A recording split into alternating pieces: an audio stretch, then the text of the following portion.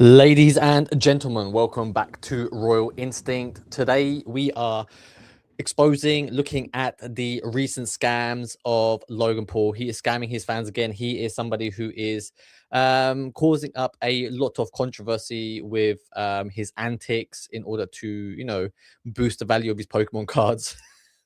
In order for him to really, keep on grifting people. It isn't enough that he's being caught over and over again scamming people. It isn't enough that he's making millions of dollars already. He needs to squeeze every ounce of money, every piece of value out of his audience. And his audience are applauding him. They will happily give him over the money because that is the type of audience he has curated. Just general pay pigs for him to milk dry for the rest of his life. These are times that we're living in. Okay, many people are ready just to scam you for any amount of money. It doesn't matter how much money you got. Okay, you just need more and more money. Because why is that the case? Because we are living to a time where since the since social media, since we are connected to each other all across the globe, many people are finding themselves always in compare mode. Okay, and how do you feel safe in an environment where you always have to compare yourself? Okay, where people are flexing their wealth up and down. It's not like that.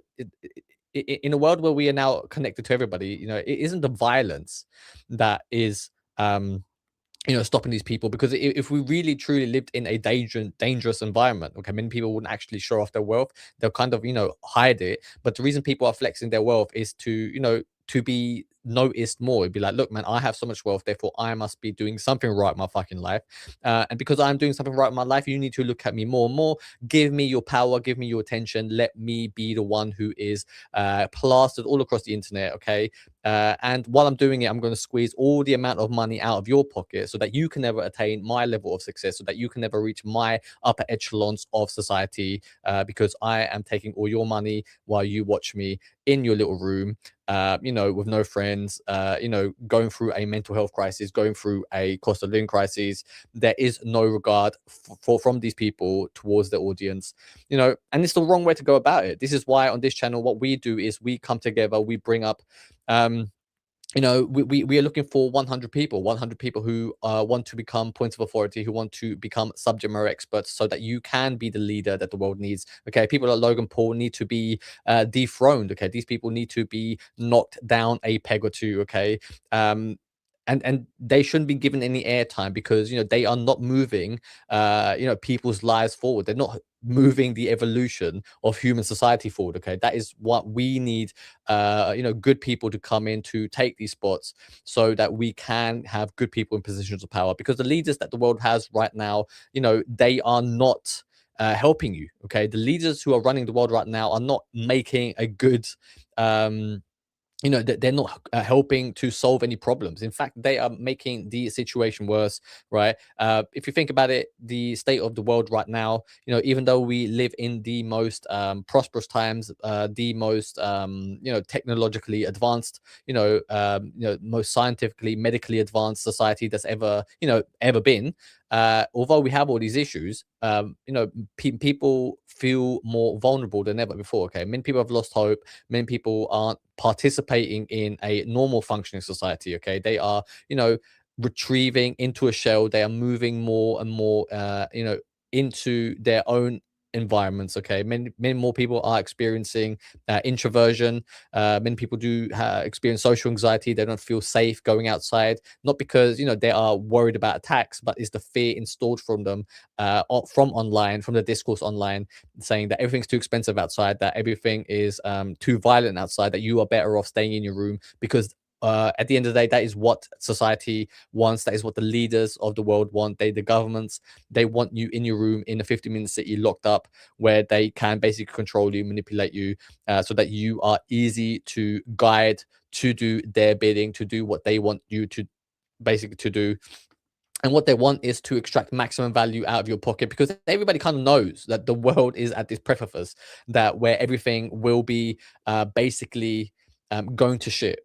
okay, as eloquently I can put it, it is going to shit. And the leaders at the top, they're kind of just like, right, we'll just sell off the assets now. We'll bank all the money, and then when shit's a fan, we'll hide into our private bunkers. Will disappear out of the limelight, and then once everybody's wiped off, once the actual wars start, once the actual violence explodes all across the globe, and the situation is fluctuating, um, you know, and this new idea of the world comes through. The elites who have extracted all the resources out of your pocket, they will come back and they will pick up the pieces. I mean, we're going through a fertility crisis, right, in the world. Okay, many people, many Western countries aren't producing enough, new citizens in order to, replace the people who are retiring, and so there's not going to be enough fucking taxpayers there, right? And in a world where people aren't making enough money, those people, those countries, won't be able to kind of survive, because government is a scam. Okay, the nations that have been built so far are a scam, because it's a pyramid scheme, right? It requires you at the bottom of the pyramid to funnel money up, so that the top people, right, can use that money to put it into into the country, um, into the economy, to build infrastructure. But a lot of that money is also being siphoned and pocketed for the benefit of the people at the top.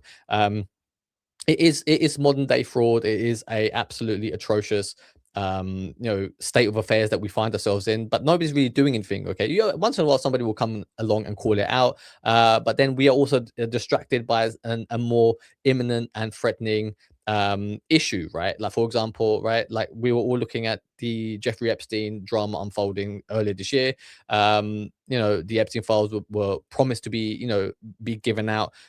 Slowly more and more names are being leaked, right? But then we find ourselves in another crisis where our attention is at the Strait of Hormuz, the crisis with Iran, the war that is breaking out, because it has an immediate impact onto your pockets. Okay, it has an immediate impact on inflation. I mean, inflation is already out of control. Okay, that we are living through a cost of living crisis. Then you have added energy costs, increased cost of oil, because of the war in in the Middle East, in Iran. The knock-on effect of that is that everything else becomes even more expensive. So people are already at the fucking brink. They cannot afford anything, right? And then they're being pushed more into a situation where they're now, right, we have to have this war because there's a potential breakout of a potential nuclear war in the future, right? So we have to kind of squash this, nip it in the bud while we still can. And that is why these people are always funneling and creating new situations to distract you from what is really going on. I myself, I know what is going on, okay? And I mean, I don't want to be a doomer and say that the world is fucked, because what is the solution to that, right? Because a lot of people say that online. A lot of people will have you believe that that is what is going on in the world. But the solution is, that instead of, that there's not going to be no uprising, there's not going to be no revolution. Okay, you're not going to fucking invest your way out of this. Okay, when you, especially in a economy where you, there's insider trading going on, right? The game is kind of rigged, and you're trying to invest in a index fund, which okay, great, it gives you return over like a 10-year 15 20-year timeline. But we are moving towards a situation where there is a real potential for a Great Depression type stock market crash, okay, where it can wipe out years worth of billions and trillions of dollars, years of investment funds, liquidated overnight, in the space of a couple months. And the stock market will recover, I guess, right? But the length of time. I mean, if you're somebody in your 60s and 70s, right, and you're not going to benefit of a recovery, because it's going to be a multi-decade recovery, a slow grind back to the top.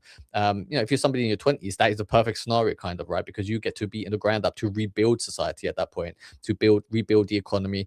Here at Raw Instinct, what I'm telling you to do is to become somebody who is seen as a subject matter expert, somebody who is seen as a point of authority. And then I want you to crown yourself king, start your own kingdom. I want you to buy a private island with the amount of money that you will make, because that is what you deserve. Okay, buy a private island, build your own nation, right? Build your own economy. move outside of the system, okay? Because the system, if the system's rigged, if the system's fucked, how do you escape it, right? You have to come up with something new. That is what we are doing here on this channel. That is what we are all about. That is why that is why I started this channel, okay? This channel is me sending out the bat signal to find 100 like-minded people who have similar types of beliefs that I do, people who want to be a part of what it is that I'm doing. And I want you to join me. I mean, the type of people I'm looking for are the type of people that I would, in general life, just be friends with. Okay. But I'm using the power of the internet. I'm using technology to broadcast my message all across the world. And, I'm only looking for 100 people. Okay. So, it takes time for the algorithms to fucking do its thing. But, sooner or later, my message, right place, right time will hit someone. Okay. And they'll be like, oh, yeah, I think I exactly know what that person's talking about. I want to, reach out and I want to have a chat with him. Because those types of people, they are already, aligned with you in terms of beliefs, in terms of values, right? And you just get on, and naturally, it is a natural process that we are trying to create. It is something, that we are going to build. The Royal Alliance of Kings that I'm forming, you know, a group of friends, the Amicis, who will have your back, who have, will stand with you shoulder to shoulder, and come up with something new. Okay, a place where you can share creative ideas, a place where we can come together and build something that has never been seen before, a new alternative to the population of Earth. That is what we're about. That is what we're doing. We are the world leaders in waiting. Let's jump into this video, into Logan Paul. I feel like I know my audience pretty well, and I know that we all love Logan Paul here. We respect him. He's a very honorable man. I mean, this guy, over the last 10, 15, 10. So I think he started in around 2012, possibly 2013. So over the last 15 years, let's say, he's been on the internet. He's part of internet youth culture because, the last generation, as they were growing up, as they were moving from teenagers to, adulthood, he was kind of, he rode that wave. So he had a big fan base of young people, and you saw him absolutely, make use of that with his prime drink, because he had an audience already built, right? He was then able to come along and sell, a sugary, sports energy drink, and the children went wild over it. Okay, it was something, that wasn't seen in a long time. And you have to remember, this is a fucking sports drink, and people were trading it like it was Pokemon, right? I mean, it was sold out everywhere. People were buying it wholesale and marking it up, by sometimes 10 times the price, right? And especially rarer flavors. I remember at some stage it was absolutely, crazy how this drink was perceived amongst young people. It became its own status symbol. Even South Park made an episode about it, right? That is how fucking crazy it was. And then I remember, I walked into a wholesaler, and they were selling it for literally a pound a bottle, right? From selling it at literally £8, £10 before, right? Like now it's just a pound a bottle. And then I never drank, I never bought it, I never tried it, because I just thought I'm not paying that amount of money. And then I bought it. Then when I saw it, it was £1. I was like, fuck it, I'll get it. So I bought I bought this bottle of Prime, had one sip. It tastes like fucking shit. Like it is the worst tasting drink that you ever get. Okay. And then but it just shows you that it was the power of him cultivating an audience for years, and then dropping something for you to sell them something, right? That is what you kind of need to do. You need to position yourself to be seen as a point of authority, just like Logan Paul was seen as a point of authority for these young people. But don't be a scumbag. Don't be a scammer. Don't do fucked up shit to pull one over for a short amount of for just a short spike of money, basically. Because if you think about it, like somebody like Logan Paul and KSI, right? Like if they can cultivate an audience that powerful, right, to go out and buy this sugary drink, right, at a ridiculous, crazy price. What else could they have done? Like they could have channeled that energy into something so positive, like into an actual revolution. But that is why there will never be a revolution, because the people who are confident enough to make it to the upper echelons of society, who are able to have that much gravitas and marketing power and marketability, right? Like when they get to that stage, when they're like, okay, like what are we gonna do now? they go off the rails. They do something stupid. They do something crazy. Okay. Kanye West was probably someone who also had that type of power. What does he do? Like, he has a mental breakdown. I mean, not entirely his fault, but then, he also starts making anti-Semitic, conspiracy theorist, rhetoric that he pushes, and then he loses all credibility. Okay. Like, it is absolutely wild that once you have this position of power that you have cultivated, that nobody actually ever makes great use of it. Right. Because everybody's in it for themselves. Everybody know that within this system, that is how to operate, which is why we need to come up with a new system, so that once you have that much power, once you have that much, that you're seen as authority, when you have that much authority, when you have that much, that much of a leadership position, that you actually do something good with it. Use your powers wisely. Don't be a Logan Paul.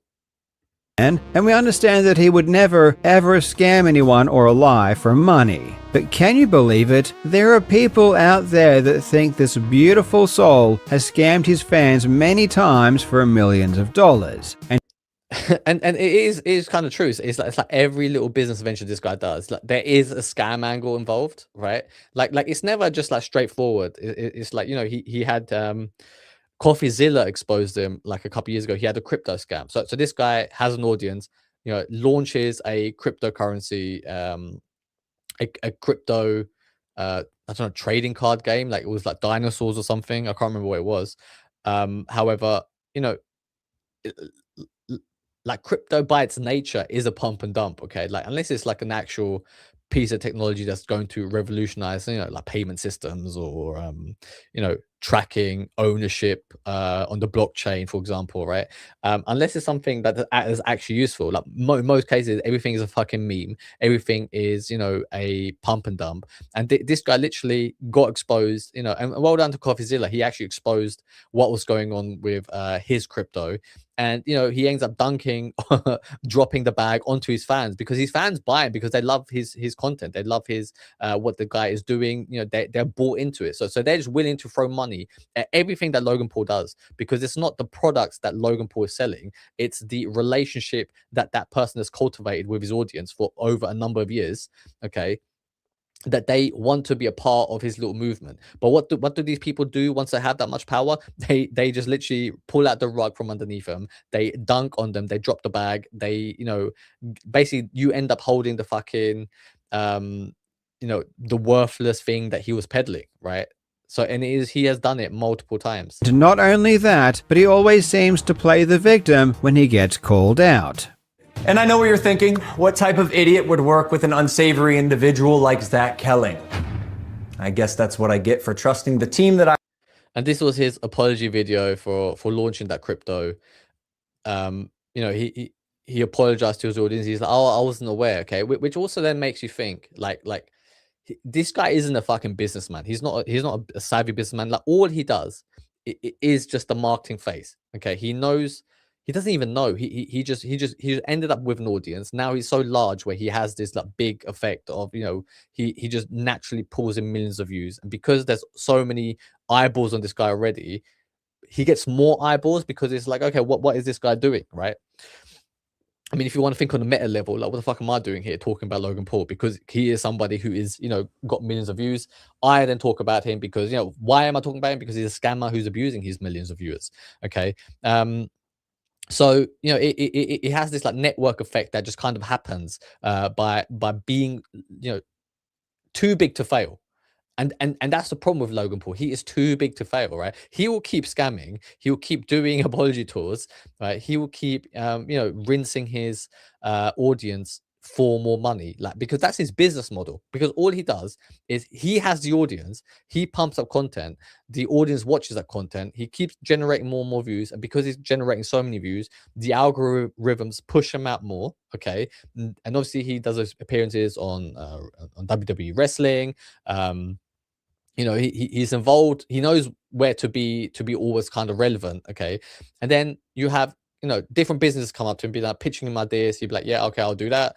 I'll do this crypto thing. I'll put my face on that. I'll do this prime energy drink. Because like this guy's not a fucking a foodologist, right? Like wherever you go, like he's not somebody who's in a fucking lab working out how much electrolytes we need to put into this fucking energy drink, how much sugar we should put into it, like how to mix up to make the perfect fucking flavor. Like he hasn't got that skill. Somebody comes along and he's like, I've got this shit ready made. I just need your fucking face and you to plaster it to your audience, right? That is his business model. That is literally what happens every day of the week in Logan Paul's life, and it will continue to do so. Okay, because even though he is known as a scammer, as long as he's got eyeballs, right, which is what really matters, he will continue to make money and continue to fleece his audience. I relied on to vet and manage Eddie's hiring process. Recently, a YouTuber by the name of Carl Jobst, who is definitely not me, put out a video saying that Logan Paul's liquid marketplace venture was a scam and is currently being charged by... So again, so this was his latest venture.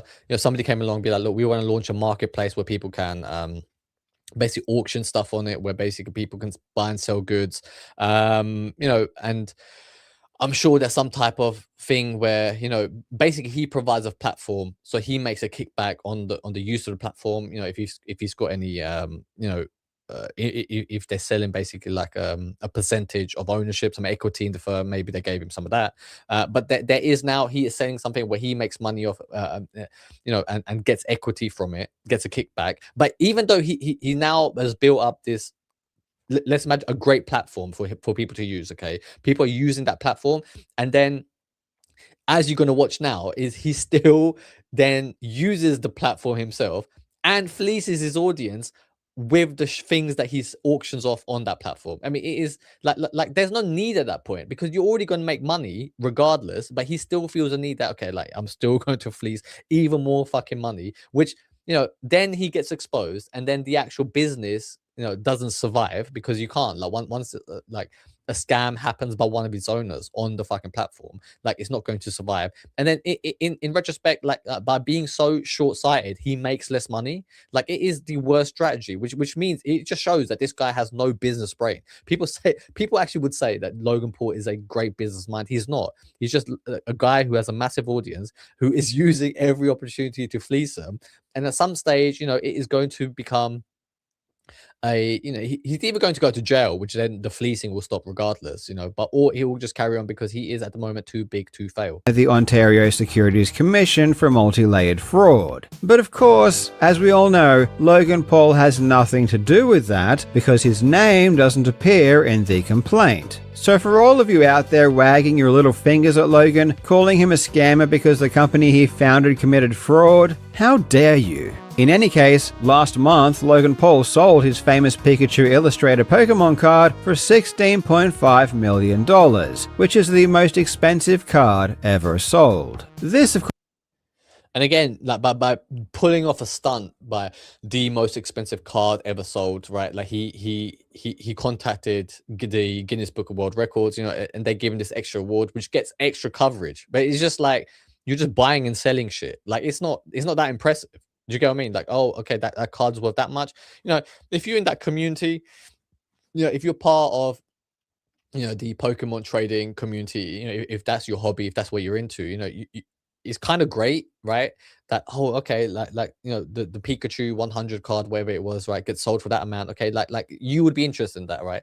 But at the same time, when you have someone like Logan Paul doing it, who is kind of just doing it to rinse off the fame and the the already built-in audience of Pokemon traders, right? Because he's using that to basically piggyback off, and then because he's also so fucking wealthy, and then throwing money at these Pokemon cards, it basically ruins the market, because he inflates the general prices of trading cards, right? Whereas a normal hobbyist cannot even fucking enter, because it's just too expensive of a hobby to maintain. Like, great, okay, like you've got love for it, you enjoy it, right? But don't make content pushing it to the extreme levels, right? Like, if he actually cared about Pokemon cards, right? Like, and I'm not saying that he's faking the hobby. I'm sure he enjoyed Pokemon cards. I mean, I remember when I was like 10, 11, I 12, I had Pokemon cards as well for like a year, and then I just grew out of it. But many people, that is a nostalgic hobby that they have. Many people carry on. It's something that reminds them of their childhood, which is great. It's a hobby that you have. It's a nostalgic memory that you kind of want to continue. Maybe you want to pass it down to your children. Wonderful, great. Okay, do you that is fine. But then you have a guy like him who also has a passion about this hobby, but his presence and the amount of wrong eyeballs and for the wrong reasons that he brings, he actually ruins Pokemon trading for everybody, right? Because he inflates the prices, right? Everything becomes rarer. He's the one who is buying up all the rare cards. So like, I mean, imagine if you were just somebody, right? And you open a pack of Pokemon cards and you pull that trading card, and now that's its value, right? Like that is like a nice story for the Pokemon community. But when Logan Paul does it, it's kind of disgusting because he's got that amount of money to just throw at Pokemon cards, and he doesn't blink twice, right? It doesn't affect him in any shape, way, or form if he spends too much money because he is filthy fucking rich. So he is ruining this little hobby that many people have all over the world for his own pleasure without any fucking repercussions to him and him destroying the Pokemon community. Of course, is tangentially related to Liquid Marketplace, given that Logan told his fans they could co-own the card with him, but then he bought the. Okay. I mean, here we have the scam already. Okay, that he owns the platform of this Liquid Marketplace, whatever it's called, right? So you it's like an auction site. You go on there, you can bid for cards, you can sell cards on there. People will bid on it and buy the cards off you, right? And it's like a liquid marketplace where you can trade ownership for it. Very easy, very great. It's a great thing for, I don't know, if you're selling trading cards, for example, okay, and you have a big celebrity like Logan Paul backing it, it makes people want to use it more. And when there's a big network effect like that, more people flock onto the marketplace, and there's more variety, more sellers, more buyers. It's a great little ecosystem that you can develop, okay. But now he's into, we can no, I'll have this $5 million trading card which you can co-own. I'll keep it at my house, but we'll own it together. Like it's absolute bullshit. Like, do you get what I mean? Like the scam is written there already, right? Because for a lot of people, they want to own the cards because it's their hobby, and then the people who want to co-own a card, because basically the reason why you would do it is because like he owns a physical copy. You get to basically give him some money to pay, to be a co-owner of a percentage of that card, right? Like 1%. So when, if the cards were 5 million and then you put in like $100, you co-own $100 worth of a Pokemon card, but that card goes up to $10 million in value. The price has doubled. Okay. Now you get a $200 return, right? You've made $100, 100% on your investment. You make an extra $100 for your $100 investment. And it great. So it's a passive way to make money. It's not, I mean, it's not ideal. Like there's better ways and better strategies to do it, but if you want to, it's great. Okay. But now, because you have this incentive for other people to just invest there because there's a hot trading commodity, right? Like you just gone to, like the passion's gone out of the hobby, right? Like it's become an investable asset for all the wrong reasons, right? Because the people who are actually fun, the actual fans, and the people, the community that prop up the value of these cards, right? They get priced out of it, and you have just a few number of wealthy individuals at the top who are owning the physical copies of the card. They're buying all the good ones, right? But you can digitally just own it. And then like you can just tell people that you own it, I guess, and that maybe they'll send you a PDF copy via the internet that you can always get to look at. I mean, it is a stupid thing. It is and a lot of the fans who get roped into it, like it comes from a good place. It's not because they're idiots. It's because they're being kind of sold a lie, and because they get bought into the hype. But the problem that I have is the fact that Logan Paul is willing to do it, because if he was a true fan, he wouldn't allow a situation like that to take place, because he should care so much about the actual community of hobbyists for these trading cards. Instead, no, he is just looking at another angle, another scam, another way to fleece his audience. Card back without their consent, and the poor suckers who thought they owned the card made Yeah, so there you go. So because they digitally own a piece of the card, right? But Logan Paul owns a physical copy. So if at any point he wants to sell the card, the owners or part owners of that card have no voice into whether agreeing to sell that card or not. So their part ownership into a I mean, it's ridiculous, right? Their part ownership means fuck all because they didn't own it. They just literally, it was like an investment. And I hope Logan Paul gave the percentage profits to the actual part owners in that card.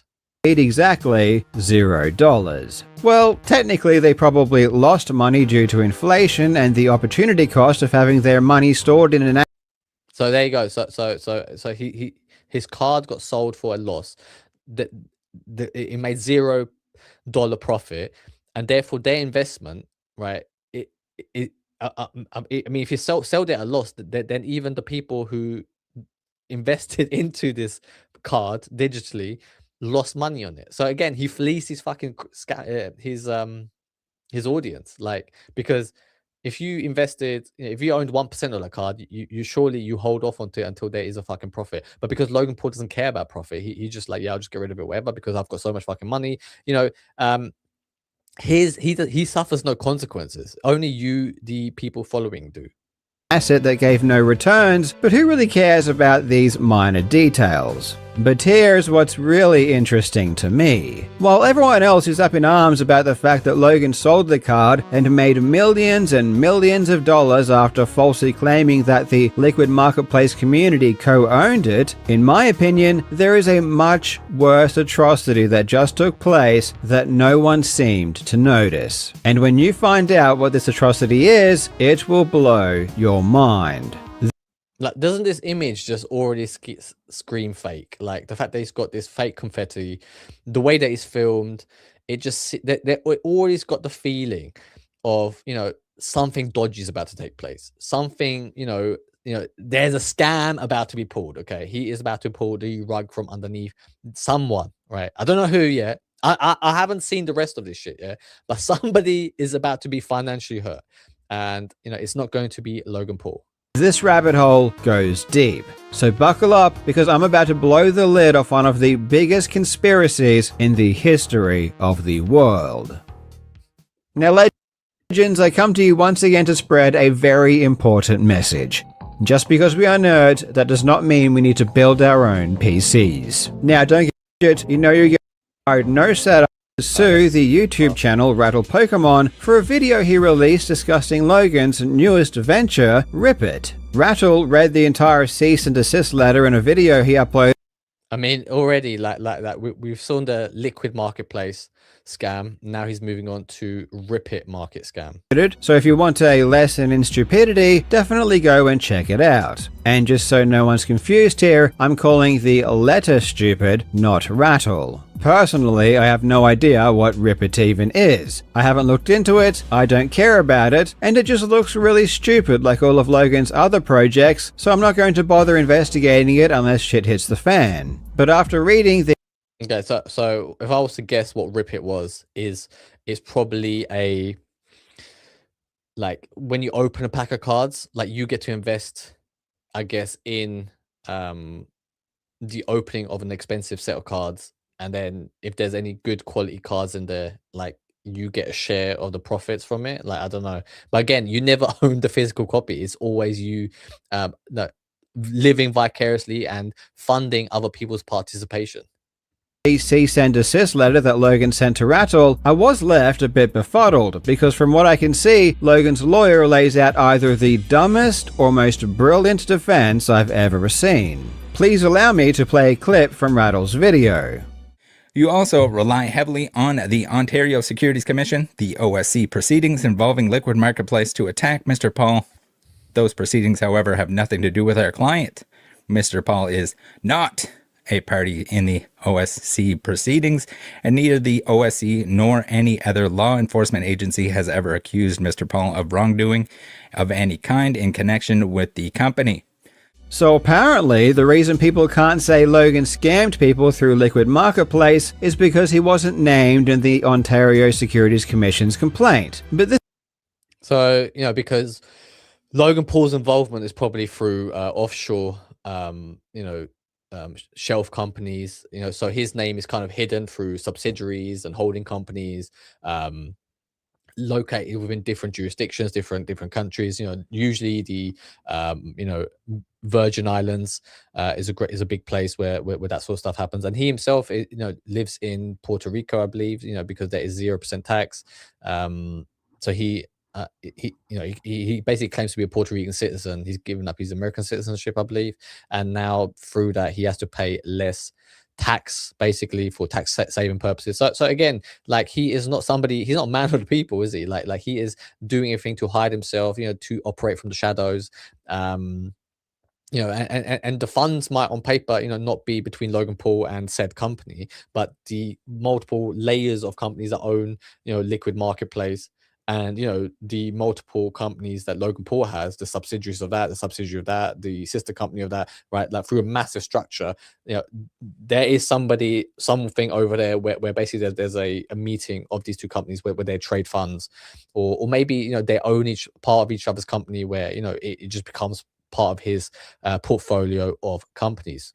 This argument seems nonsensical to me, and I will explain why. Here is what the OSC complaint said. LMP, Bahadori, and Nickdell have perpetrated a fraud on investors. LMP, Bahadori, and Nickdell made false and misleading statements to token purchasers, including that LMP tokens represent legal ownership in underlying collectibles. You see those three letters LMP? That is short for Liquid Marketplace. The complaint is saying that LMP committed fraud by making false and misleading statements. And one of those misleading statements is that LMP tokens represent legal ownership. So the OSC is very clearly outlining which action they consider to be the fraud. The next question is, did Logan Paul do this action? Well, let's take a look.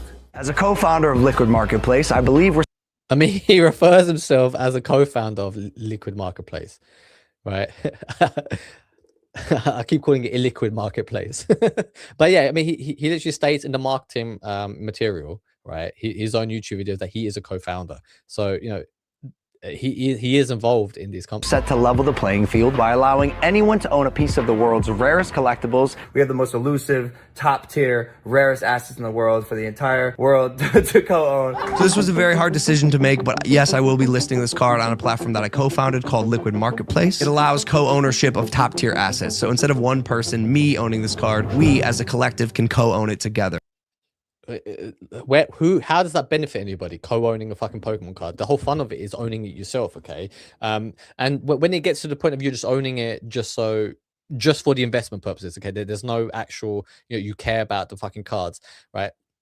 Like, if there are some videos online that you can watch, it's very wholesome content creator. I can't remember what the guy's name is. Basically, it's this gentleman. He goes to Pokemon fairs, to these trading card conventions all across America. He sets up a stall. He has all these Pokemon cards there, and then he films himself and his interactions with the buyers, I guess, right? The customers. They come. They're like, "Oh yeah, I want to trade you this for this card. I want to buy this card. Can I give you this card? Would you buy this card off me?" Right? It's a whole little the whole buying and selling of card things, right? Like a convention. And then he films himself, and then like, people watch his stuff. They're like, "Oh, you helped me with my mental health," because and he gives away so many cards to these children, right? He just gives away to children, people who are going through a tough time. He really makes people's days, right?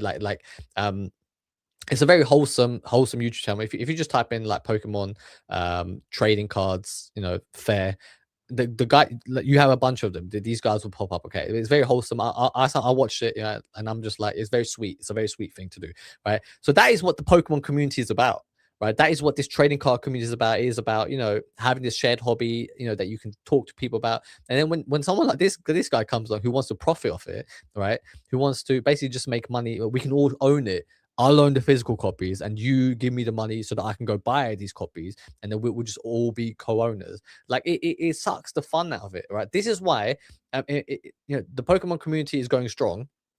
He'll be the death of the Pokemon community. It'll be because of people and scammers like Logan Paul. Explain Liquid marketplace. Liquid marketplace. Okay. What it is fractional ownership.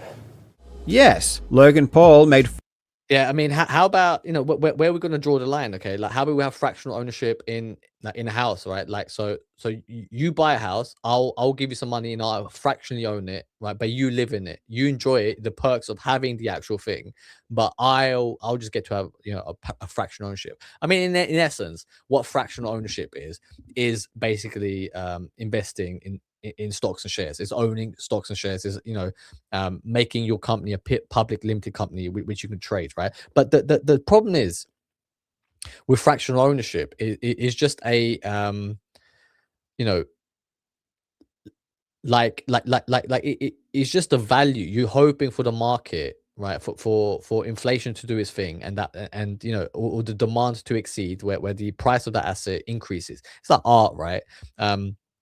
But there's no intrinsic joy in fractional ownership of fucking card. Whereas, like, if you invest in like a company, you know, at least as long as that company is performing well, you get a dividend. You know, you get to you know, make some actual money because it's, you know, the actual market for it.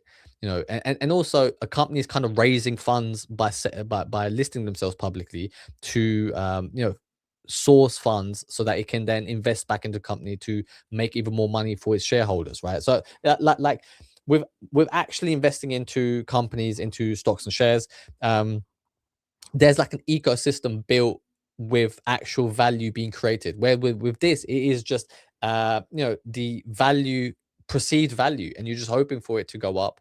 And in the end, like many people, like at least with a painting, like you can have some emotional, you know, like you can have some emotional attachment to it, like it means something to you. You get enjoyment of having a nice painting in your house, right? Like there is like all these benefits of owning a physical thing. Even if you own like a fucking Charizard or Pikachu card, whatever it is, right? Like you get the benefit of having it. You get to show people, it brings you enjoyment. Is, you know, you can actually tangibly hold it, right? Fractional ownership, like, is bullshit. Like it is just a certificate, you know, stating that the fact that you own it, you don't get no intrinsic feeling. I mean, you might do, but I believe it doesn't have the same effect as having the actual card in your hands. false and misleading statements that LMP tokens represented legal ownership. So we have Logan Paul doing the thing that the OSC calls fraud many times on video, which we can all rewatch at our leisure. And Logan's big 250 IQ defense. Let's jump into this other video that I wanted to see. And Logan Paul has already found himself in hot water, and the seeds of this drama were actually planted years ago. I'm sure some of you remember back in 2022, when Logan was getting increasingly interested in Pokemon trading cards. I know what you're thinking, this is stupid, right? You're paying $250,000 for a piece of cardboard, and you're right. Pokemon is blowing up. I have no doubt in my mind this card will be worth $1 million. I mean, just what he just said there, right? Like, just what he said there. He goes, I know it's a lot of money to waste on Pokemon cards, right? But I see Pokemon blowing up. So he just saw it as an investment opportunity. Like you just heard it from his own mouth in that little clip. It is just about him having this investment opportunity. Let me just rewind it back a little bit. There we go. This is stupid, right? You're paying $250,000 for a piece of cardboard, and you're right. Pokemon is blowing up. I have no doubt in my mind. Pokemon is blowing up. I have no doubt in my mind. So he's literally making an emotional bet. Great if that's what you want to do, but like you don't care about the Pokemon community, which is what's really frustrating, because, you know, you're pricing out the actual people, you know, the everyday people, out of something that they enjoy, right? And this is, you know, on a macro level all across the world, you know, the enjoyment of things, right? Like everything that's good becomes more expensive, obviously, because of the high of demand, you know, basic economics, demand supply. However, when you have so much money that it, you know, because demand and supply, it's all about choice, right? It's about, you know, I choose to buy this product over that product because I enjoy it more. Okay, but when you have so much money that you can basically, you know, throw it, and where there is no demand or supply to your choice, it's all about you could just do it because you can flood the market with your money that it makes no impact to you. That's what I'm trying to say, right? That if you're so wealthy and you're participating in these things, look, man, like buy fucking gold, buy expensive jewelry, right? Buy these cards, right? But do it anonymously. Don't ruin it for the everyday person, right? Because once you have a multimillionaire involved, like this guy, you know, the price is going to inflate and it's going to ruin it for the everyday people. This card will be worth $1 million between 2 and 3 years from now. Spending millions. So he was going to buy it for $250,000, so $250,000, and he wants to buy it for he wants to sell it for $1 million, let's say 2 million, right? So he wants to make basically an 8x return. Just for an 8x return, he's willing to literally fucking ruin the market because, you know, because a guy like this guy's involved. Now somebody might want to buy it because Logan Paul owned that card. Like it's ruining the thing that makes it fun for most people. Of dollars to acquire Charizards and unopened packs, as well as other specific sought-after Pokemon assets. This, of course, was after the whole NFT wave and the CryptoZoo project, and we all know the massive scandal and lawsuits that came out of. So I mean, so like, but we've already, you know, watched him scam people from this liquid marketplace, inflating the prices of Pokemon cards, fractional ownership, you know, crypto scams. I mean, the list just goes on. Okay, and even the prime energy drink, you know, like no one talks about it anymore. Okay, so it was again a little pump and dump that he, you know, made like money on it. But the thing is, like, I guess the people he scammed at the time was kind of the private equity firm, whoever ended up buying it off him, right? The investors who bought Prime off him, because I'm sure he probably sold it at this point. You know, so he scammed like a big multi-billionaires. So I guess that's kind of like a little Robin Hood story that he probably was involved with. But everywhere else, it always ends up with him just scamming his audience. That I'll keep harping on it. Stop making fun of NFTs. People like, yo, it is important technology, and I think this will become more and more prominent in our. That's also lives. just It's important technology, NFTs, and it was just like it was great for like a year, 6 months. I think NFTs were like, I think NFTs were big around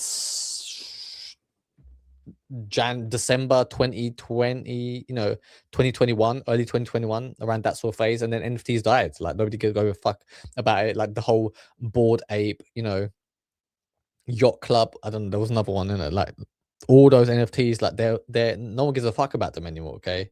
They are not valuable. One part of NFTs. one part. There's so much about it. It's amazing. I think at that time, Logan really wanted to shift to more tangible assets, as the writing was kind of already on the wall that the overall NFT space was mostly worthless, leaving countless investors bought into countless projects holding useless JPEG images. And on the surface level, there was nothing wrong with him garnering these tangible assets. If anything, it was actually a much more intelligent move for Logan, but then the gears started spinning in his head, and he got involved once again with what now appears to be a shady business. And this is where the Yeah, it's like he sees something. He's like, okay, a lot of people are doing this, so he's just literally just trend hopping. He is just trend hopping. He sees something. Okay, this is doing well. How can I get involved, right? And then how can I turn it into a scam? Like literally, it's like, you know, like, be involved in like an ethical business. Like he's got so much money, he'll never in his life really have to worry about finances. Okay, you know, but why not do it in something that you can also make a lot of money from, but also doesn't just rip people off, right? Because you clearly don't have any idea about how any of these businesses work, how any of this technology work. You are just the marketing face of it. Okay, why not be the marketing face of something that's actually, you know, going to help people? Like wherever it is. Okay, maybe renewable energy. Like, why not get involved with renewable energy, right? And you've already got, I mean, think about it, right? If he was to get involved with a company that provides renewable energy, okay, and it helps, you know, reduce carbon footprint on the world. Like it makes the world a better place, a cleaner, a safer place to live. Cheaper energy, so we're not reliant heavily on fossil fuels, etc. Okay, like if you was able to be part of a company that does something like that, right, then you have an audience to, you know, sell it to, right? So even though the people who are watching your stuff, you know, even though there might be kids, you know, you can literally just say like, oh, tell your parents about this company, and because it's cheaper energy. Like a lot of children will be like, oh, mummy, daddy, you know, Logan Paul selling energy, it's a great company, right? Like they would switch energy providers and buy energy off you.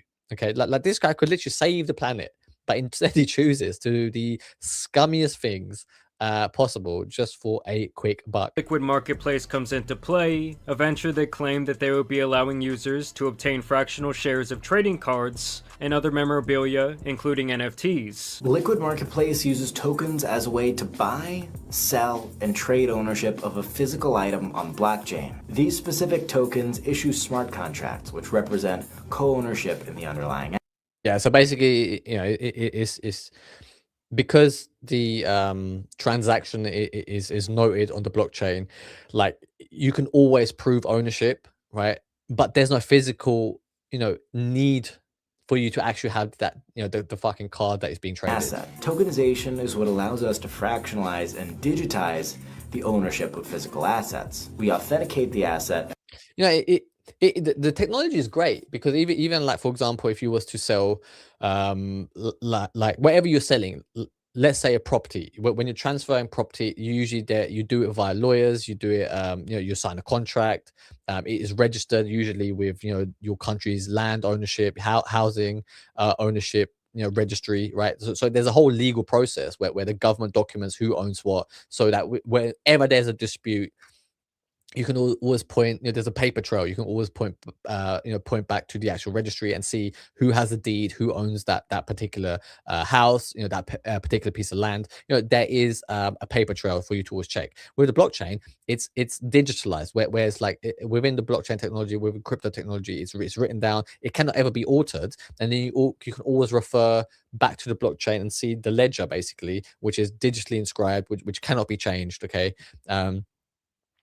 And that is that good transferred basically from this person to that person on this day. Here's the transaction of that ownership, right? And you can do it, but basically just makes the whole process easier and cheaper because you don't have to get lawyers involved. You can do it one-on-one, and it's permanent, right? But the thing that they are, because you're fractionalizing it, so many people own parts, but the physical thing that's being traded, nobody owns, right? Which works when it's something like a revenue generating asset, like a publicly traded company.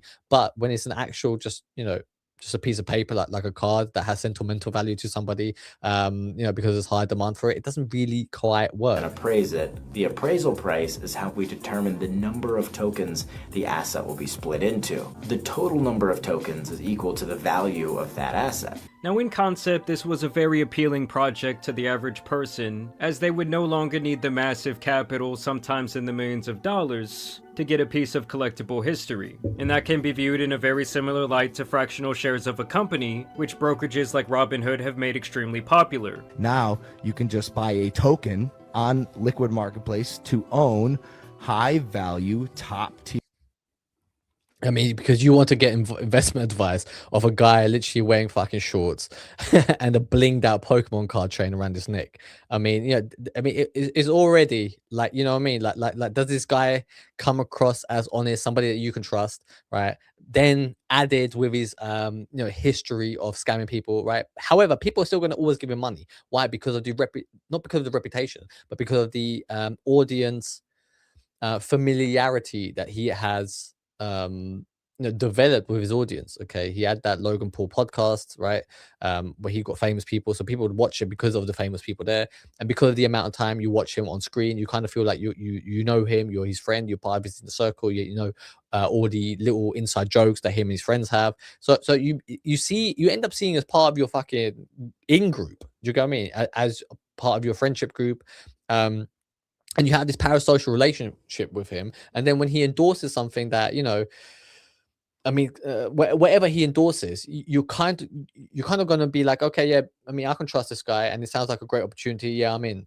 Like, what I mean? It's like you trusting your friend, saying like, oh yeah, you need to go here on holiday. It's a great place. You need to go to this restaurant. You should check this out. You can date this person. She's a nice girl. You should go on a date with her. Like, oh, okay, you're my friend. Yeah, okay, I'll do it. I'll give it a go because I trust you. Because I trust you, I'll do it. So he is cultivating digital trust with people, right? He is cultivating trust with his audience. But at every opportunity given, throughout his track record, throughout his past, he has exploited that trust, right? And that is the world that we are headed towards, right? Because many more people the governments, the leaderships, the people who run the world, they kind of want you isolated so that all trust that you have isn't shared with members of your family, isn't shared with your partner, isn't shared with your imminent community around you, the people that you're friends with. They don't want you to have friends so that you can't share this trust. Okay, they want all your trust to be basically within your bedroom and the content that you consume online, right? That is why you have sometimes, like, certain streamers, certain internet personalities, they have to probably be CIA plants, right? They have to be intelligence agency assets. Okay, they're planted there for a reason, to push a certain narrative. Governments are betting for you to cultivate a parasocial relationship with at least one of these influencers, and when you do, you are going to trust what they do. So they're literally just marketing. They're pushing out a certain message that they want the people within a certain country to listen to, so that government can sweep up, and you become more dependent on your parasocial relationships, which are agendas pushed by the government, so that the government can easily control you via these influencers, right? Yeah, I mean that is where we're going. So you cannot even trust the system that you live in, which is why I'm against the system. I am leaving the system. I'm building my own system. If you also want to build your system and want to get out of here, let me know. We are building 100 kingdoms. We are becoming subject matter experts. That is what we are about. We are going to become the new de facto rulers of the world. Your assets that you cannot get anywhere else, right? Like, these are the best assets in the world. You also have to remember, you can't get them because Logan Paul is coming with his millions of dollars buying them all, right? So he buys it all, and then he's like, well, you can fractionally own it, right? So because also you have to remember, it's because his net worth is so high, he can easily just get a loan, right? So this is a scam. This is a scam, right? He's got a big net worth. Okay, he sees an opportunity within the Pokemon world trading cards, right? He sees an opportunity. He then goes to like a bank, right? And he's like, look, man, this is my net worth. I've got all this actual physical property, this real estate. Can I borrow like a massive loan? Like, maybe give me like, $2 million against my assets, give me like a loan. They're like, sure, here's the fucking loan. You're Logan Paul, you're a rich person, have the fucking money, right?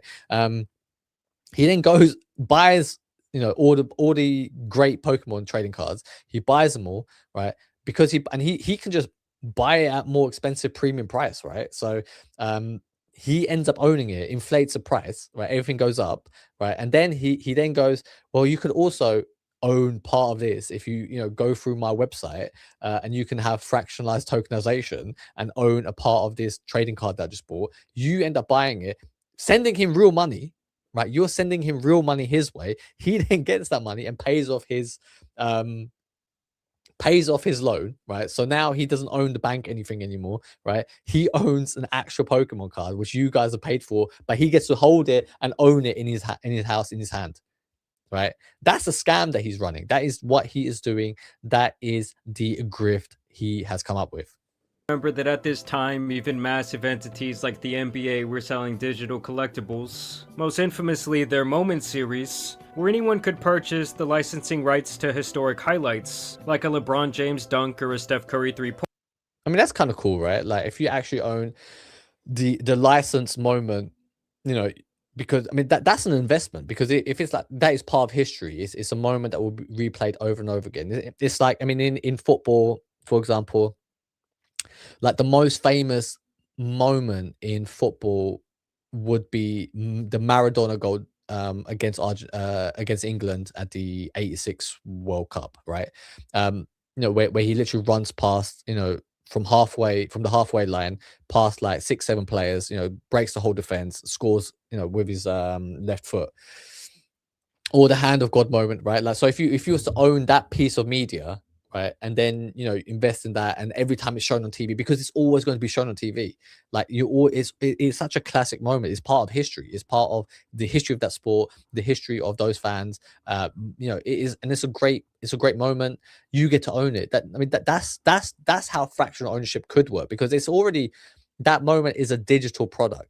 So digital things, to monetize and fractionalize like that, works, but I don't believe it works with an actual physical card, because you don't get that moment in your hand, because the actual clip lives online anyway, right? So you having an ownership, getting a kickback for every time it's played, and you make money off that. That makes sense because the enjoyment is in the watching, whereas the enjoyment of the trading card is having the card, right? Because if it was just a digital version of the card and the physical card didn't exist, yeah, I guess that kind of makes sense. But it's about having the physical thing because we're human at the end of the day, right? We don't like, even though we're moving towards this digital world, right, and we're moving towards this metaverse, right?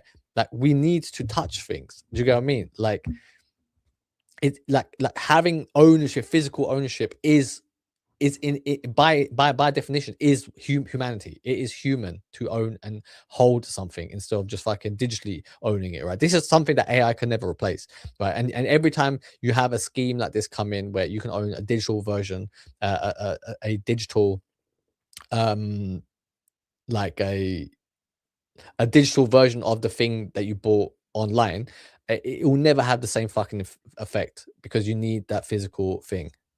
With some individual moments selling for over $200,000, with an overall monthly trading volume of over $200 million on their platform. My point is that many people all around the world by this time were bought into the idea of virtual ownership, and with Logan leading the charge on the liquid marketplace, still with a virtually cleaner reputation online besides the Japan scandal, which at that time was years ago, so many did feel comfortable throwing some money into the liquid marketplace that he himself claimed that he co-owned. What's up, y'all? Logan here. As an avid collector and strategic investor myself, I am so stoked to announce A8 Pikachu card, a box of Pokemon cards, and several NBA trading cards, all with a combined value in the millions of dollars. Go sign up today, build your dream collection, and own a piece of the rarest collectibles in the world on Liquid Marketplace.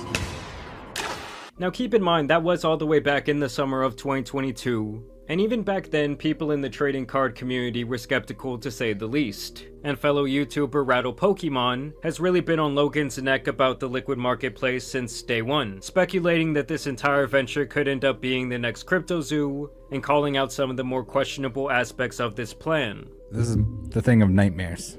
We may change or revise any aspect of these terms or the platform from time to time in our sole discretion by posting it. So at any moment, right, you are a part owner of this card, right, of this thing, but the owners of the platform can change their actual rules and regulations at any time, okay, and basically, like in a legal way, finagle you out of your fucking ownership because they, it's stated that they can change the rules and regulations at any time, and when they do, you can't say anything because you knew signing up to it prior that this could happen. The revised terms on the platform or electronically sending you the revised terms. We change the rules when we want to. I guess it applies immediately. You acknowledge and agree that the form and nature of the platform and any part of it may change from time to time without prior notice to you, and that we may add new features and change any part of the platform at any time without notice. You agree that we shall not be liable to you or any third party for any modification or termination of the platform or your account. You agree that Liquid Marketplace is not liable for any losses you may incur as a result of or associated with any transaction delays or unavailability. Now when we fast forward to 3.5 years later, the situation has finally come back to rear its ugly head, and it was all sparked by yet another video that Logan Paul himself released, where he claims that he will be selling his most prized Pokemon card, a PSA 10 Pikachu Illustrator, for $5.3 million, also including a royalty of this entire $25 million auction that the card would be sold at. I want to do the... But what? I wonder why that card is even like so wanted. Like, it's just a Pikachu Illustrator card. It's like one of those cards that just give background story. Like it's not even like with an actual like Charizard card, like at least you can battle with them, right? Like with that, it's just literally it's just like collectible artwork, isn't it? Like that is what it is. And it's just like I get it. Like if I was into Pokemon cards, like I would get it, but because you're not in it, it doesn't make sense, right? But it's because you're part of that community. It's a shared experience, and it's the story that comes along with it, right? It's a rare card. It was released as a limited edition, probably.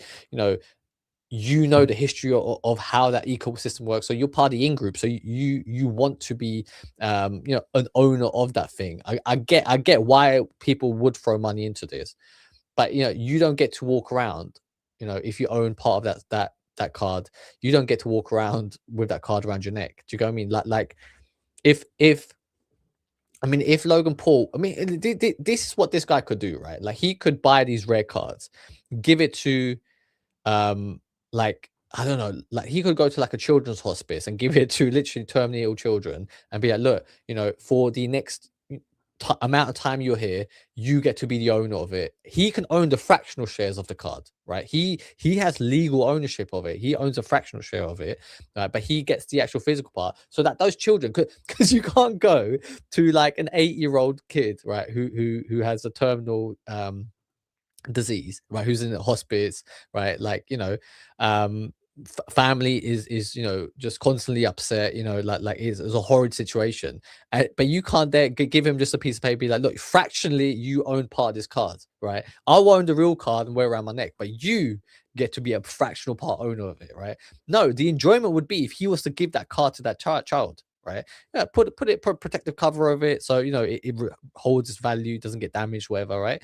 But then imagine like that is like a nice thing. Imagine like, and then it gets transferred to like, you know, another child, and then like open that fractional ownership up to people, right? Where that's actual charity, isn't it? And then the money that you kind of invest into the card, and if it goes up by price, the money that's being raised, funnel that to actually researching the diseases that's causing that terminal illness. Like there's an actual real charitable ecosystem that Logan Paul could build, right, where he carries on owning the actual card, right, and he rents it out and gives it to people to hold, right, like the physical copy, so they get the intrinsic enjoyment out of it, right? But no, that's not what he does. That is not what he does. He decides not to do the honorable thing, and he does the scummy thing. Biggest Pokemon and TCG auction ever. I will give you a piece of every single thing that we sell in that auction. We'll make that lot number one. So if I have a $25 million auction and you're getting a piece of it, it's like a royalty, right? I mean, you know, it's free money. My heart tells me to do this deal with you, and so I will do the deal with you. Great. So my heart tells me yes to free money. I mean, it's he tries to come across like he's saying something fucking profound. It's like, yeah, like this is like the universe aligning. My heart tells me to do it. This is like an opportunity. It's like the guy just said you get to make $1 million and it's free money. It's like, you know, I mean, it's a no-brainer. But the thing is, like, okay, he gets to make this $1 million of free money, but you know, there is also another scam built into the back end of this little project that he's got. Great, now give me that. And now that we fast forward to, I mean, yeah, it's a funny one-liner that he's got. Great, give me the money. But I think that's literally the whole ethos, the whole principle running, you know, Logan Paul. You know, he's got all the money, you know, and he wants more money. Great, you know, if that's what you're about, wonderful. But you could do so much fucking great things, you know, like having, you know, like the fractional, you know, charity hospice idea that I had, okay, like of giving that card to ownership for other people to get the enjoyment out of it, instead of that thing just being a thing that, you know, drives up in price. Have it where people get the actual enjoyment through the physical intrinsic thing, and owning it, holding it in their hands. 3.5 years later, the situation has come back to rear its ugly head. Because when we do go back to 3 years ago, one of the largest selling points of the entire liquid marketplace was the fractional sale of this specific card. There is one trading card that's the holy grail of the Pokemon game. A card that represents what Pokemon wouldn't be without. The coveted Pikachu Illustrator. This card became one of the most sought-after trading cards ever. Collectors were traveling near and far to get their hands on it. Logan Paul made it his mission to own the only copy of the card that received a PSA 10 rating. It completed a sale, making it the most expensive card in the world. Co-ownership of this card means that you're not just a partial owner of the world's most expensive trading card, you would own a piece of history. So avid collectors, Pokemon lovers, people who just want bragging rights, the time is now. This opportunity is once in a lifetime, and we at Liquid Market. Yeah, and I mean, I get it. I get why, like, if you're part of that community, you would want to own a piece of the history, because it's owning a part of that community in that sense, right? That you're you know, more part of that community. It's like bragging rights. Okay, I own part of it, but it's like you're never you like you know, it is Logan Paul's Pokemon card still. Like he's the one who gets to hold it. He's the one who gets to wear it. Okay. You know, they never say, "Oh, Logan Paul's Pikachu card plus share owned," you know, co-owners of the fucking card. Like they never phrase it like that. It is always him. He's the forefront of it. He holds a card, right? You invested money into it, and I hope if it goes on value, he ever sells it, you make a return, and then it's fine, okay? But it's like you're not a co-owner. You're just somebody who invested into something, potentially hoping to make a return. That's all it is, okay? You're not part of history. You are just somebody Logan Paul can exploit. Marketplace are offering it. Now, this was advertised dozens of times by the Liquid Marketplace brand, using Logan's likeness over and over again to promote the sale of $5,000 is like so. It's not even like you can just put like a little bit in. It's like no, you have to put up $5,000 to start off with. Okay, so already like children are excluded, right? You know, low income housing, like even the parents of children can't, you know, they can't be part of history. So already, you know, financially, you are like a massive chunk of the community is excluded, you know, because it's $5,000. Like, I mean, the average American apparently doesn't even have like $1,000, $2,000 in the bank account. Where, you know, and imagine if you're like you know, you're living in poverty, like you have a, you know, you live like a minimum wage job, you know, you're struggling in life, inflation's out of control, you're having a really hard time in life, okay? And Pokemon is like the one thing that kind of gives you joy, and you know, brings some type of happiness to your life, okay? And you're part of this community where you get to share this experience with others, right? And you know, yeah, I mean, for that person, it'd be kind of cool if he got to put in like $20, $100 into this, you know, shareable ownership, right? This fractional ownership, but that person is straight away excluded because, you know, you need at least $5,000 to be a part of it. It is absolutely out of control. This card. I am listing my one-of-one PSA 10 Pikachu Illustrator on Liquid Marketplace. Liquidmarketplace.io to buy and to co-own the only one-of-one PSA 10 Pikachu Illustrator in the world. So instead of me being the only person in the world who owns this card, we as a collective can own it together. No, because everybody doesn't own it together, do they? Right? Like you owned it, you already paid for it, you have it in your hand, and then other people get to also own it, right? Like I doubt it. I doubt they got their money back on that thing. Some of you might even remember that he infamously walked out with this card chained around his neck during his first WWE professional match around that time. And he even got a Guinness World Record for the purchase of the card, reportedly buying it for $5.2 million. Wow. My whole life. That's not an achievement, by the way. Like that is not an achievement. Like it's not like he broke the record for running the fastest, okay, pushing the most weight. He didn't accomplish nothing. He just spent a lot of money on something, you know, that shouldn't be that expensive.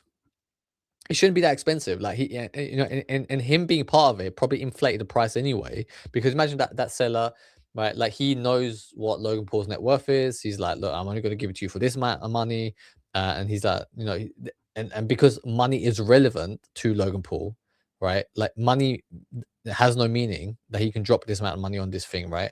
That he gets rewarded for something that he doesn't value, right? Like imagine if he worked hard, right? And like he saved every fucking penny, and it was like a huge financial risk for him to owning it. It wasn't financial risk. He went out and bought it. He literally didn't think twice about it. He now has it, and now he gets a Guinness World Record for it. It doesn't make sense, okay? Because there's no graft, there's no him, you know, valuing even the value of it. That certificate could have fucking said 2 million, 5 million, or 10 million. It doesn't matter to him because money is irrelevant to Logan Paul at this stage.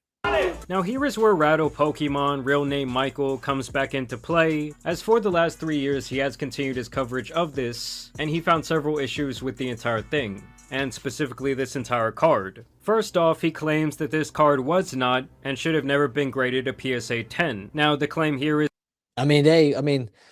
So now you have somebody else, like an expert, come along, and they're really looking at it and being like, okay, that is not a grade 10 card, grade 10 being like a perfect addition, a perfect version of that card, so it shouldn't have been given that grade. And then you really have to question the whole grading system, and was it awarded a grade 10 because Logan Paul paid somebody off? Right? Did they make exceptions because it was Logan Paul? Okay, somebody famous, we're doing him a favor. Okay, yes, because the more status you have, the more famous you are, you get treated better, right? Like it comes with money, it comes with status, it comes with fame. It is a power that you can have. So is it something that got boosted up because it was Logan Paul, which then again is like having that silly little record is another added, you know, um, lie basically, because he gets a record for something that doesn't even exist, right? It is everything is manufactured. You have to understand, everything is staged.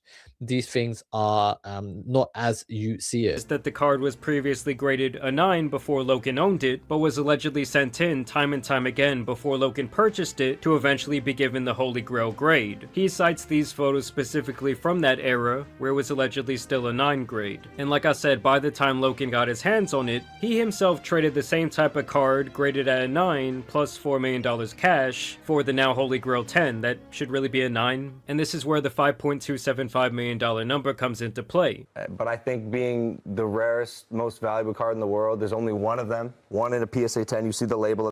I mean, is this where, daytime TV is at the moment? Big money show. What was this, Fox Business News, right? Like, we're discussing Logan Paul's fucking Pokemon card.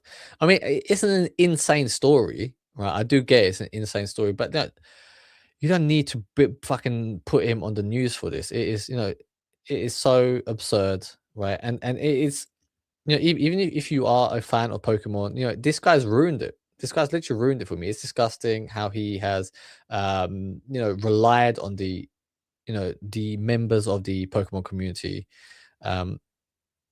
for him to be seen as like the top dog within it, just because he's got the resources to do it. There's no passion for him to actually owning it. He just wants to be able to flex on other Pokemon card holders. There, meaning it's perfect. And like I said, now it is apparently set to hit the auction in February and to also be featured on some Netflix collectible show. And some experts believe it could fetch anywhere from $7 to $12 million. This card. I mean, there you go. So it's doubled in price. Right? I mean, did he buy it for 5 million, right? So 12 million. Yeah, he's more than doubled his money. Good for him. Like the thing is, like if you own something that's 5 million and you double in price, you get an extra 7 million, right? He's gonna make if he sells it as 12 million. So 7 million, like he can go out and have a lot of fun with 7 million. But like if you invested, I mean, 5 grand, you get back like what, 7 grand you get. So if you get 7 million, you get 7 grand. I mean, 7 grand is great. It's great, right? But it's also I don't know, man. I don't know. Do those investors actually get their fucking money? Like that's what I want to find out. The people who also invested into his fractional ownership. Card couldn't be bought. It was earned. And this left many people wondering a few things, but mainly why the sale of this was going to be allowed if so many people had this fractional ownership of the card from the liquid marketplace. And would they... So there you go, exactly. It's like like if you fractionally own it, like you're not being consulted on whether you get to partake in the sale of this. Like if you like, no, I want to continue owning it fractionally, like you're not allowed to. You're not allowed to get paid out from the alleged sale in this video, or even the eventual auction set to take place in a couple of days. Now, in response to all of this negative publicity, Logan said this: "Attention Liquid Marketplace users. As you may know, the PSA 10 Pikachu Illustrator was previously listed on Liquid Marketplace, where users could purchase tokens that, according to the company, represented fractional ownership interest in the card. In May 2024, consistent with the platform's terms, I paid a substantial buyout amount to the platform, which was intended to be distributed to fractional owners based on their respective percentages. I was informed at the time that the funds had been distributed accordingly, meaning around 2 years after." So okay, so the people who put up the money, so they got their money back.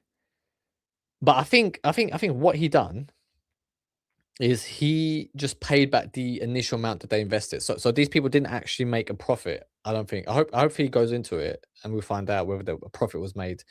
But he gets to just keep all the profit. So what was the fractional ownership investment? Like it is just, it's literally just you kind of lend money into the system. You get to kind of say that you own it. It's just about fake bragging rights. Like it is. I mean, it needs to be clamped down on. Okay, so unless people get to actually physically touch that product, at least for a certain amount of time, it should be clamped down on. After the fractional sale of this card, Logan says he used some sort of loophole as term to buy back a rumored 49%. This was the amount of the card that he no longer owned after the initial fractional sale, so he allegedly always had 51% in his possession, and now he got the rest of the pie too, rumored to have cost him around $250,000 for this repurchase, which if I'm doing the math on this alleged buyback, it values the card at only around $510,000. A far cry from the $5.275 million number, and many investors now claim that they never even got their portion of this buyback repurchase. We as a collective I mean, there you go. So the buyback repurchase, a lot of them didn't even get it back. He didn't pay the full price because so no profit was made apart from the profit that Logan Paul pockets. This is why it's a scam. Like the whole thing's a scam. It is absolutely disgusting. And the thing is, Logan Paul's going to keep getting away with it because, you know, he's failing upwards in society, right? Like he's doing, you know, $5 million scams right now. You know, in the near future, like he's going to be doing bigger and bigger scams, right? It wouldn't. I mean, it is not. I mean, this guy is going to end up president, isn't he? He's going to be doing scams on a international level, right, all across the world.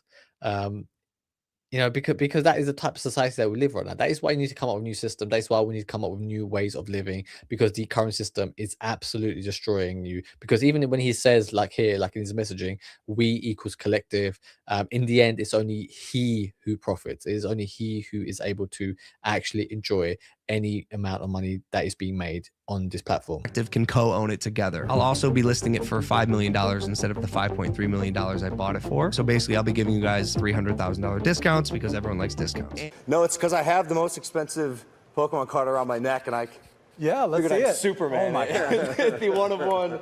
Unfortunately, after I mean, he's just a big teenager, isn't he? He's just like I think he's in his 30s now, right? He is like a grown man.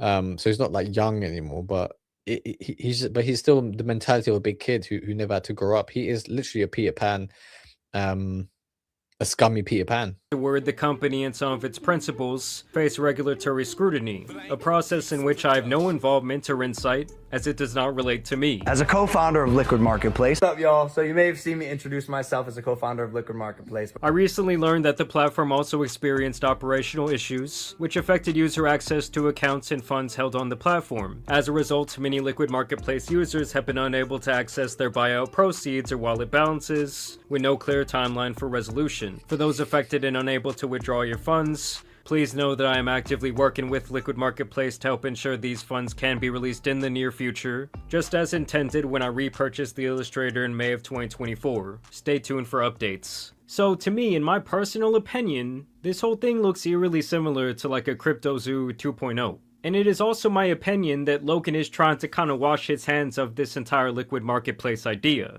This card couldn't be bought. It was earned. Michael says that even back in 2023, Logan had already branded. It couldn't be bought, it could only be earned. But what about the people who bought it into the fractional ownership? Like, what about those people? Did they not buy into it? Like, this guy is full of contradictions. You know, this is why you need to be aware, man. This is why you cannot follow blindly these online people who sell you a dream of fractional ownership of a Pokemon card. This is why we need to come up with new solutions. Okay, this is why we need good people who good people don't get to that position of like that Logan Paul does. Okay, because Logan Paul, somebody who rode his luck in getting there. You know, he's somebody who kept doing stupid stuff, kept failing forwards because he was putting himself out there. He was willing to take on the attention, to make himself look like a fool, to get bigger and bigger and bigger, to the point that now he's too big to fail.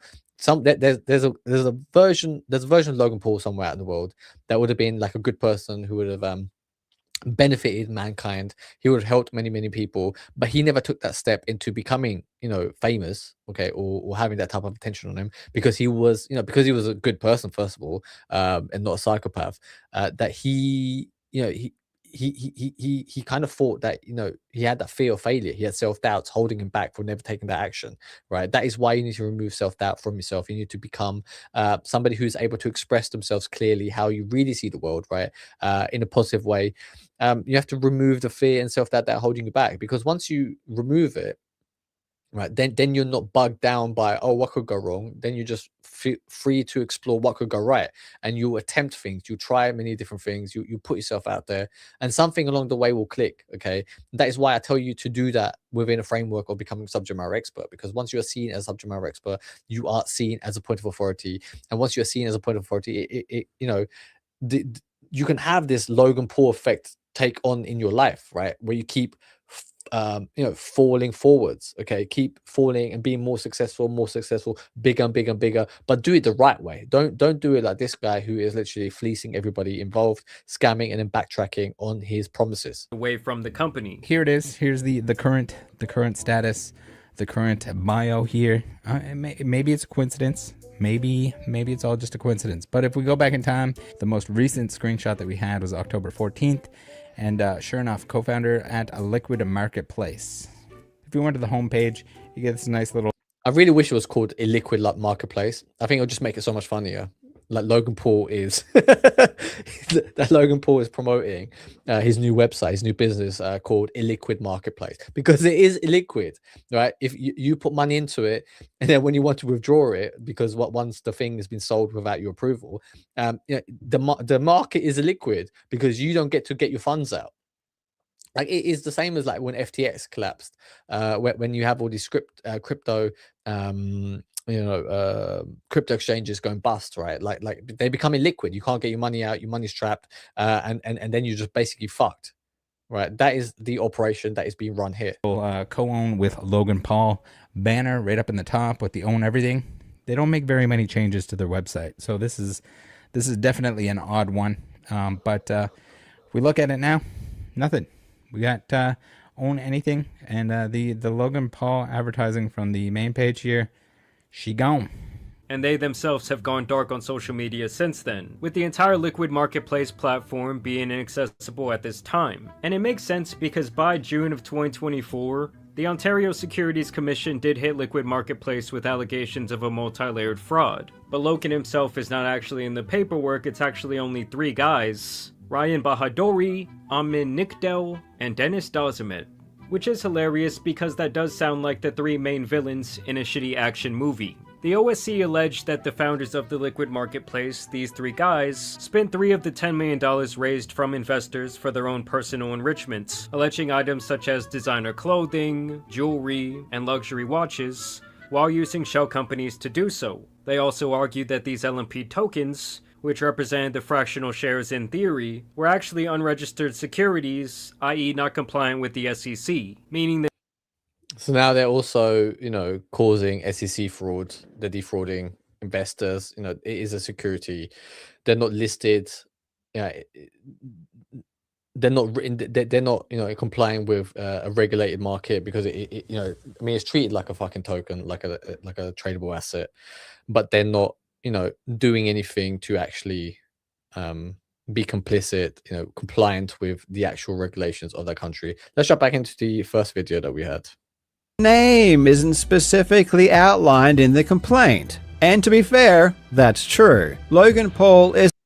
For example, earlier in the night, a perfect 10 Pokémon Silver for the Game Boy Color sold for $19,000. This is actually not that unreasonable. Last year on Heritage Nation for this himself and pushes the value up and then loses, he still wins because he gets 4% of the difference, given that it would have sold for less if he wasn't bidding at all. So literally, no matter what Logan did, he wins. The fact that Logan received a cut of the auction he was bidding in himself is pretty stupid. And it's also pretty stupid that he bought a bunch of items at way higher prices than they're actually worth. But believe it or not, this isn't the scam that I was talking about in the title of this video. It's finally time to unveil Logan's biggest scam yet.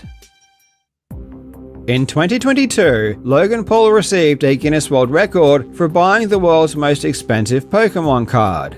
The record states, the most expensive Pokémon trading card sold at a private sale is a PSA 10 Pikachu Illustrator card which was purchased by Logan Paul for $5.275 million on July 22, 2021. Let's put aside the fact that this record is just pay to win. Logan didn't do anything special, and he just gets a record because he is rich and spent a lot of money on a piece of cardboard. Yeah, that is what I said earlier. It's like he just gets the record just because he paid for it. So I'm sure he paid off and alerted the Guinness World Record people to, because it's also free advertising for the Guinness World Records, right? Like the Guinness Book of World Records, like it's also free advertisement to them because Logan Paul has 20 million followers on Instagram, 25 or whatever, and then Guinness Book of World Records get involved, and now their name is being blasted all to these people. At the end of the day, it's silly, it's stupid, and no one really cares. Naturally, given that Logan Paul got the Guinness World Record for buying the card, you'd expect the next record, if this one were to ever be beaten, would go to the buyer. After all, it's the buyer that puts in the money and does the thing. But what's crazy is that after Logan's card sold at the recent auction, Guinness World Records were already on hand to award Logan another record, this time for selling the card. So he got the record for buying the most expensive card, and when he sold it to somebody who paid more, who now owns a record for the most expensive card, he's the one who gets the record because he's the one who sold it.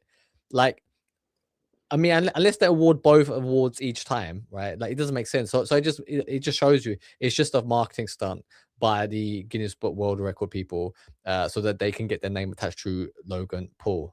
On behalf of Guinness World Records, I can now confirm you have achieved a new record title for not only for the most expensive Pokemon card ever sold at auction, but also the overall record for the most expensive trading card ever sold at auction. I mean, yeah, we need to stop giving away like a record for silly things like that. It doesn't make sense, does it? Like I mean, if whoever bought the most expensive piece of real estate, do they get a record, right?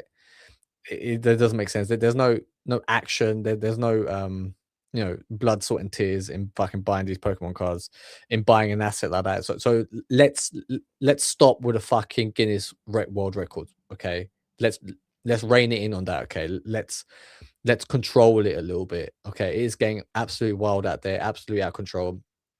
I mean, the world's going to shit. Hey, the world is going to shit.